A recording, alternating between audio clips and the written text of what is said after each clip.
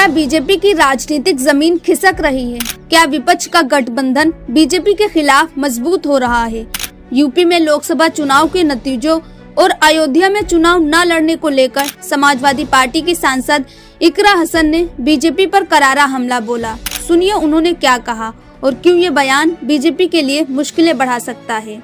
देखिए, ये तो उनके अपने हालात हैं जो वो बता रहे हैं, और हमारा परिवार पीडीए है और पीडीए ने ही उत्तर प्रदेश में भाजपा को हराया था लोकसभा चुनाव में, और आगे भी जो पीडीए का परिवार है मजबूती से इन तानाशाहों का मुकाबला करेगा। और रही बात अयोध्या की, तो इस बार उन्होंने वहां पर चुनाव इसीलिए नहीं होने दिया क्योंकि वहां पर ये दोबारा हारते, और अयोध्या में जो आम जन है अगर इतने वो संतुष्ट होते तो मेरे ख्याल से वहां पर भाजपा का सांसद होता। लेकिन क्योंकि वहां पर जो जमीनी हालात है वो इनकी कथनी से बहुत दूर है, और जो आम जन है, जो वहाँ के रहतवान लोग हैं, उनको जिस तरीके से परेशानी हुई है इनके ऊपर से लाए हुए डेवलपमेंट की वजह से, तो वो सब जानते हैं, और उसी की वजह से वहाँ पर भाजपा के खिलाफ नाराजगी है। और हमारा जो पीडीए परिवार है वो आगे 27 में हमारी सरकार बनेगी। समाजवादी पार्टी की सांसद इकरा हसन ने कहा, हमारा परिवार पीडीए है और पीडीए ने यूपी लोकसभा चुनावों में बीजेपी को हराया। ये बयान उस गठबंधन पर जोर देता है जिसने हाल ही में यूपी में बीजेपी के खिलाफ मोर्चा बांधा। पीडीए यानी प्रगतिशील दल गठबंधन ने यूपी में ऐसा क्या किया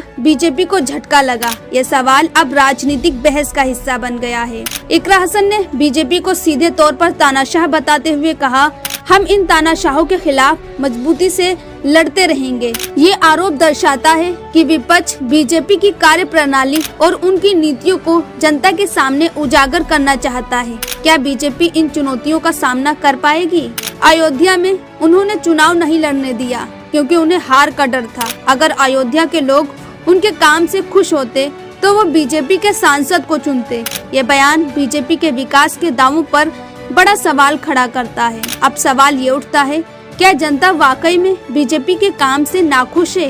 अयोध्या जैसे अहम राजनीतिक केंद्र पर चुनाव न होना क्या विपक्ष के दावों को सही साबित करता है, या ये सिर्फ राजनीतिक बयानबाजी है?